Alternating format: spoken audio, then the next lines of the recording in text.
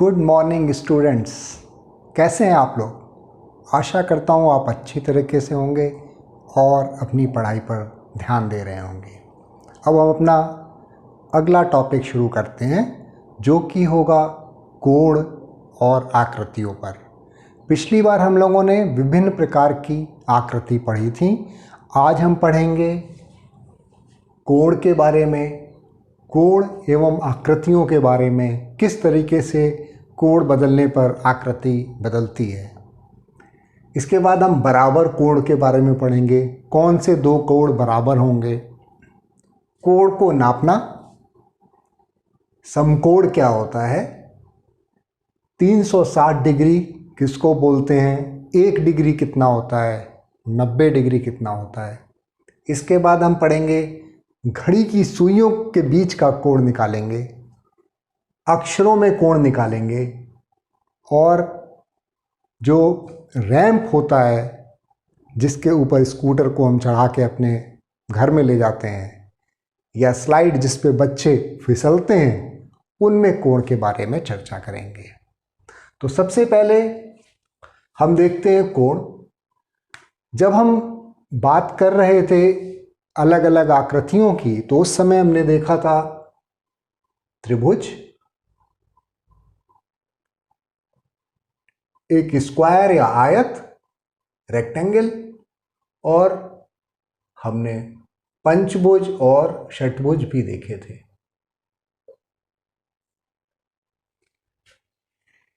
इनमें हमने देखा था कितने किनारे होते हैं और कितने कोने होते हैं। देखिए किनारे, इसमें ये एक किनारा है, ये दूसरा किनारा है, ये तीसरा किनारा है, इसमें एक किनारा, दूसरा किनारा, तीसरा किनारा, चौथा किनारा, इसमें 6 किनारे हैं। तो जितनी भुजाएं हो गई इसमें उतने किनारे कह सकते हैं।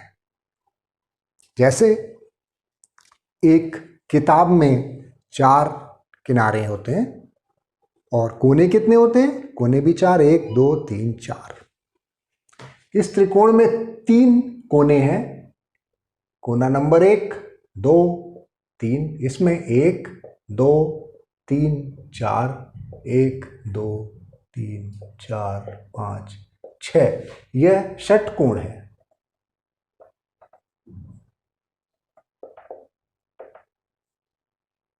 या 6 भुजाओं वाला आकृति है। इन कोनों को ही कोण बोलते हैं। यहां पर जो ये कोण बनाते हैं या कोना बनाते हैं, इसी को हम कोण बोलते हैं या एंगल बोलते हैं। कोण या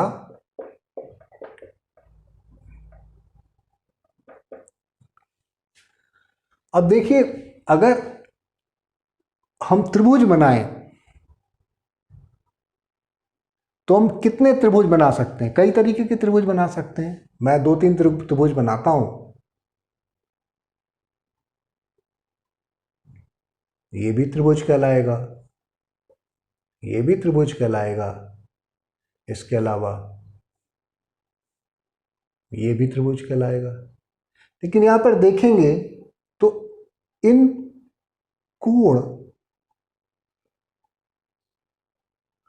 का जो साइज है वो अलग अलग है। देखिए इसमें ये साफ लग रहा है कि ये वाला कोण इस कोण से बड़ा है, इसमें ये वाला कोण यहां से यहां तक का इन कोण से बड़ा है। और जैसे जैसे कोण बदल रहे हैं, आकृति भी बदलती चली जा रही है। हमने पिछली बार देखा था क्लोज्ड शेप्स, ऐसी शेप्स जो कि बंद होती हैं, ये बंद शेप्स हैं। इसमें से हम लेते हैं षटकोण को, लेते हैं षटकोण को ड्रॉ करते हैं, 6 भुजा वाले को ड्रॉ करके देखते हैं।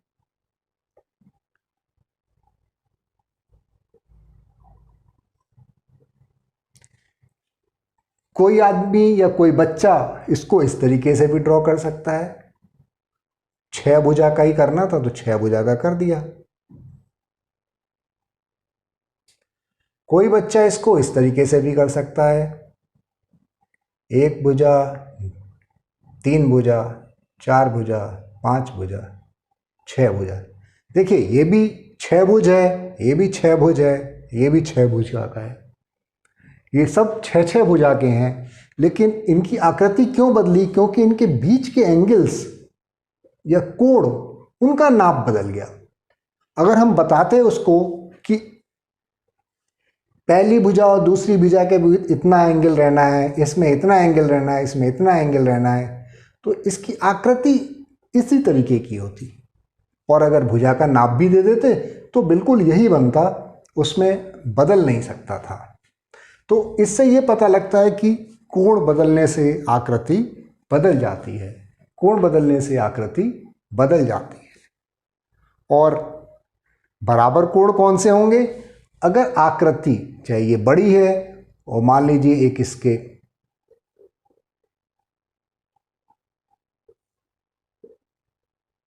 बिल्कुल उसी तरीके की दिखने की है, लेकिन इसके रेशियो में ये भुजा अगर मान लीजिए 1 है और ये 2 है, ये 1 है ये 2 है, लेकिन बिल्कुल देखने में तो ये कोण और ये कोण बराबर होंगे। या फिर हम नाप सकते हैं, जैसे अगर ये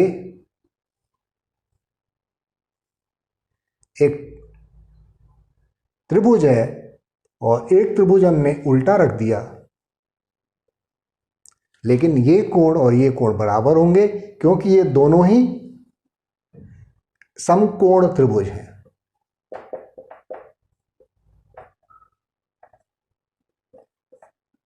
ये भी समकोण है, ये भी समकोण है, और समकोण का मतलब होता है 90 डिग्री।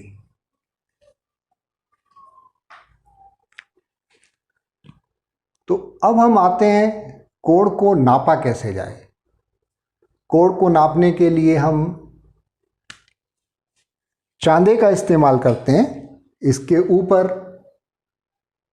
विभिन्न डिग्री 0 से लेके 180 डिग्री तक के खाने दिए गए हैं और हम अच्छी तरह से इससे नाप सकते हैं।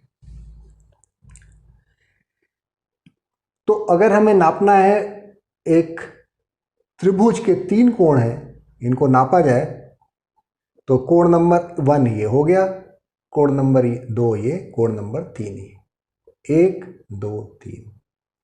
तो मैं अगर नापता हूं तो देखिए यहां से यहां तक ये 90 डिग्री दिखा रहा है। ये 0 वाली लाइन है और 90 वाली लाइन है। इसके अलावा इसको अगर हम देखते हैं तो ये करीब करीब 45 डिग्री दिखा रहा है, और अगर हम इसको देखते हैं तो ये भी करीब करीब 45 डिग्री दिखा रहा है। ये 45 डिग्री, ये 45 डिग्री, और ये कोण नंबर 1 90 डिग्री। जो 90 डिग्री का कोण होता है, जिसको समकोण बोलते हैं, उस समकोण बराबर 90 डिग्री। यह पूरे वृत्त का, अगर ये वृत्त है तो वृत्त मतलब यहां से घूमकर पूरा चक्कर लगाया तो ये 360 डिग्री होता है। अगर हम किसी वृत्ताकार पार्क का चक्कर लगाते हैं दौड़ के या पैदल, और फिर से अपनी पुरानी अवस्था में आ जाते हैं, जहाँ से शुरू किया था वहीं पर आ जाते हैं, तो हमने 360 डिग्री का पूरा चक्कर लगाया।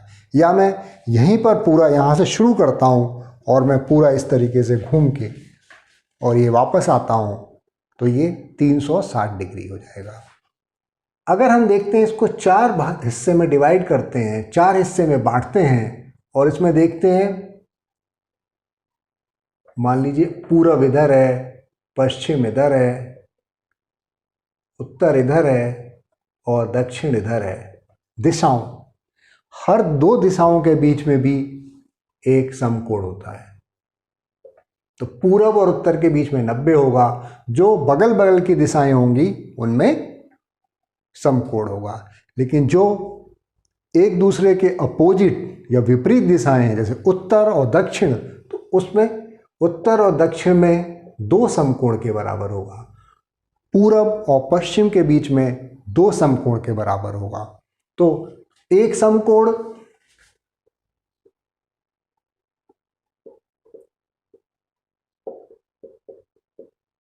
90 डिग्री, दो समकोण 180 डिग्री। 90 डिग्री का मतलब मान लीजिए आप कोई आदमी इधर जा रहा था और ये राइट एंगल पे मुड़ गया, राइट एंगल पर मुड़ गया, तो ये 90 डिग्री का।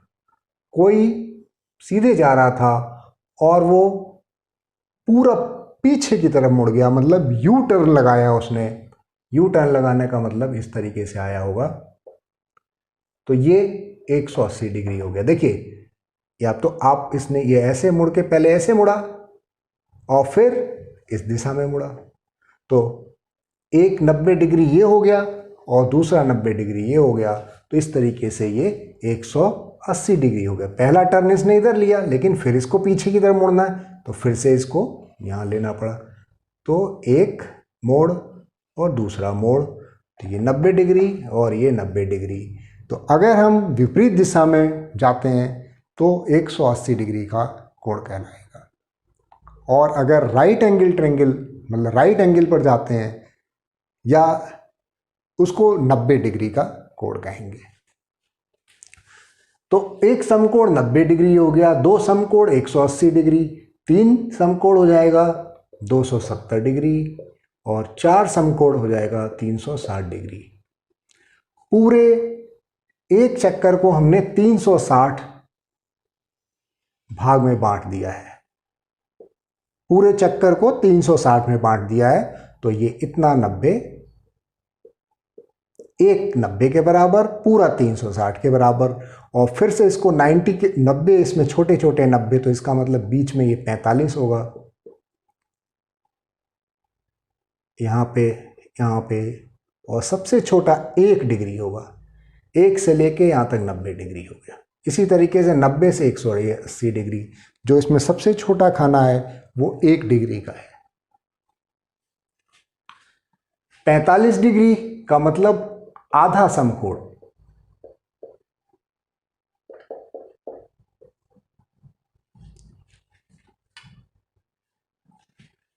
घड़ी की सुइयां पूरा एक चक्कर जब लगाती हैं तो 360 डिग्री का कोण बनाती हैं।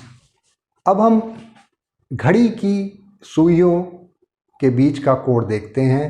घड़ी की सुइयां जब अलग अलग समय बताएंगी तो उसमें अलग अलग कोण होगा। तो एक घड़ी बनाते हैं और घड़ी में इस समय 3 बज रहे हैं। 3 बज रहे हैं, इसका मतलब बड़ी घड़ी, बड़ी सुई जो है 12 पर होगी और जो छोटी सुई है वो 3 पर होगी। 12, 1, 2, 3, यहाँ 6 हो जाएगा और यहाँ 9 हो जाएगा। और इसको लिख देते हैं, 3 के बाद 4, 5, 6, 7, 8, 9, 10, 11, 3, 4, 5, 7, 8, 9, 10 और 11। अब मान लीजिए 3 बज रहा है, 3 से 4 जब बजेगा तो बड़ी 3 से 4 जब बजेगा तो क्या होगा, जो बड़ी सुई है वो पूरा चक्कर एक लगाएगी, 3 वाला तो 4 पे आ जाएगा, लेकिन ये बड़ी सुई पूरा चक्कर लगा के फिर से वापस चली जाएगी। तो बड़ी सुई ने पूरा 360 डिग्री कवर किया, पूरा चक्कर लगाया उसने। लेकिन छोटी सुई ने कितना कवर किया? छोटी सुई 3 से 4 के बीच में केवल इतना कवर कर रही है, सिर्फ 3 से 4 के बीच में। तो हमें इस कोण का मान निकालना है, तो कितना निकलेंगे? अब देखिए 12 और 3 इसके बीच में कितना था? 90 डिग्री। और इसका मतलब 1, 2, 3 घंटे में 90 डिग्री हो गया। 3 घंटे में जो छोटी सुई है, क्योंकि छोटी सुई घंटे की सुई है, 90 डिग्री। पूरे 12 घंटे में कितना पार करेगी? 12 घंटे में तो 360 ही कर जाएगी। 12 घंटे में ये छोटी सुई भी पूरा का पूरा वापस आ जाएगी। तो ये 1 घंटे में कितना होगा? 1 घंटे में 30 डिग्री। तो जो घंटे वाली सुई है वो 1 घंटे में 30 डिग्री करेगी, और 12 घंटे में, 12 घंटे का मतलब पूरा चक्कर लगा लिया, 30 करके 12 इंटू 30, 12 गुणा 30, इसका मतलब 360 डिग्री या 360 डिग्री का पूरा कोण बना लेगी। कोण को अंश भी बोलते हैं, 360 अंश का कोण। डिग्री को अंश भी बोलते हैं। तो इस तरीके से अब मान लीजिए हमने 5 बज रहा है, पहले 3 बज रहा था, फिर 5 बजा।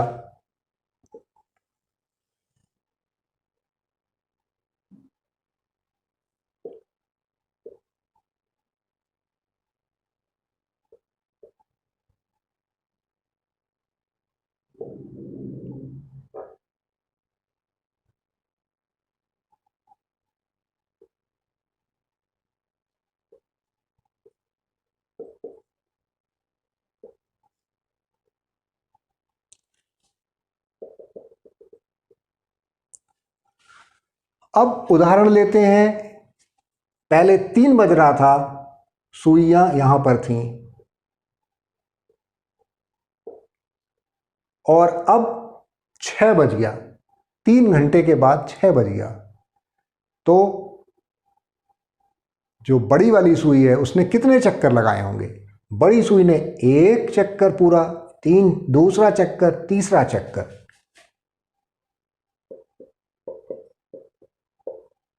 जो बड़ी सुई है मिनट की, वो पूरा 1 घंटे में 60, फिर 4 से 5 के बीच में 60, फिर 5 से 6 के बीच में 60। तो जब 3 बजे से 4 के बीच में, 4 बजे से 5 बजे के बीच में, 5 से 6 के बीच में पूरा एक एक चक्कर लगाया, इसका मतलब 360, 360, 360। 4 समकोण, समकोण को इस तरीके से भी लिख सकते हैं, 4 समकोण, क्योंकि जब समकोण होता है 90 डिग्री होता है तो दोनों भुजाओं के बीच एल की तरह का शेप बन जाता है। तो ये 12 समकोण के बराबर या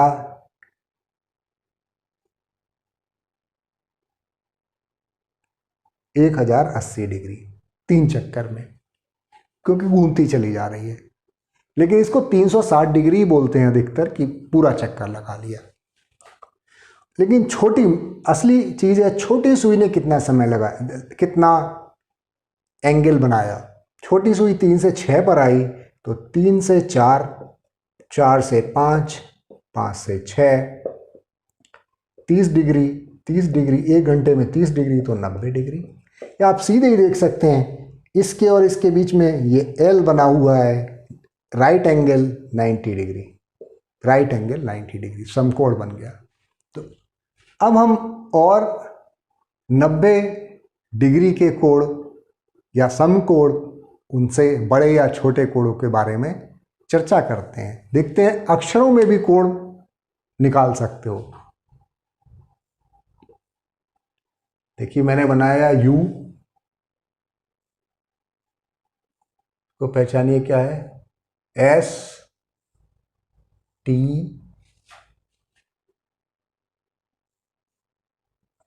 यू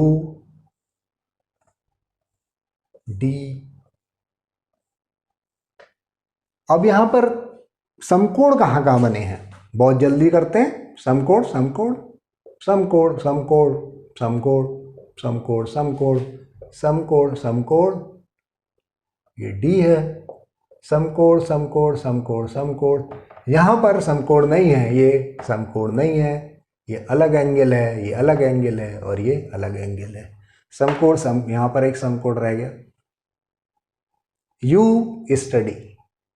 तो इस तरीके से आप समकोण को पहचान गए कि कौन सा एंगल समकोण होगा, और अगर एल की तरह नहीं है तो वो समकोण नहीं होगा। 90 डिग्री का नहीं है तो वो समकोण नहीं होगा। तो समकोण को पहचानना बहुत ही आसान है। अगर ये डायरी है, इसके इन कॉर्नर्स के बीच में समकोण है, ये 90 डिग्री है। अगर मैं यह चौकोर टुकड़ा लेता हूँ, यहाँ पर 90 डिग्री है, यहाँ पर 90 डिग्री है, यहाँ पर 90 डिग्री, तो इस वर्ग के चारों कॉर्नर्स या चारों एंगल समकोण है। स्लाइड या रैम्स, कोण का इस्तेमाल हम बहुत सारे जगहों पे करते हैं, बहुत सारे आर्किटेक्चर बनाने में। आपने देखा होगा अलग अलग बिल्डिंग्स में अलग अलग कोण का इस्तेमाल किया जा सकता है। जैसे कई चर्च में जाता है तो चर्च की बिल्डिंग्स एकदम नुकीली होती हैं, ऊपर शार्प, तो उसमें एंगल अलग होता है। किसी दूसरी जगह पे अलग एंगल होता है। एक हमारा इस्तेमाल है जो स्लाइड्स या रैंप, जो बच्चे खेलते हैं, आपने देखा होगा,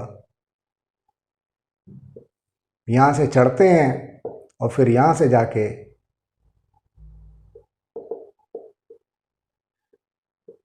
इसके ऊपर से फिसलते हुए यहाँ पे जाते हैं। तो देखिए यहाँ पे एक एंगल है, तो ये एंगल सोच समझ के बनाया जाता है जिससे कि ये इतना ऊंचा ना हो जाए। अगर मैं इसको और पास ले जाऊंगा तो देखिए ये एंगल अब बढ़ गया और ये स्लाइड जो है इससे बच्चा गिर जाएगा। इसी तरीके से स्कूटर को जब हम घर में धक्का देके चढ़ाते हैं तो रैंप बनाते हैं। मान लीजिए ये घर की चौखट की ऊंचाई है और आपने यहाँ से रैंप बनाया और यहाँ से ये स्कूटर जो है, स्कूटर या मोटरसाइकिल या कोई भी चीज़, इसको ले जाने के लिए आप इस पे अपने घर में ले गए। लेकिन अगर आपके पास सामने जगह नहीं है और इतने में ही बनाना पड़ा तो ये एंगल बदल जाएगा। ये वाला एंगल देखिए, यहाँ पे छोटा एंगल था, यहाँ पे बड़ा एंगल, और ये बहुत ही स्टीप हो जाएगा और चढ़ने में परेशानी होगी।